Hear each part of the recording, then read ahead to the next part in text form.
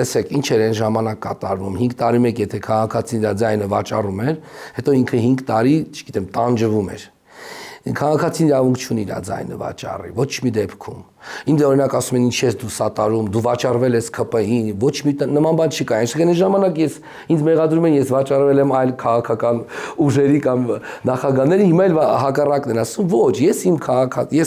եմ, ես իմ կարծիքն եմ հայտնում, որ եւ համարում եմ, որ քաղաքացին պետք է իր ձայնը ոչ մի դեպքում չվաճառվի։ Այդ բաները ինչ էր անունը, այդ սովորությունները, որ եղել են, դրանք պետք է վերանան ու տարիների այս մեր ընթացքում ցույց տվեցին, որ ընտրությունները արդար են, մարդիկ իրոք գնում են, ընտրում են եւ իրենց ձայնը լսելի է եւ իրենց ձայնը հասնում է տեղ եւ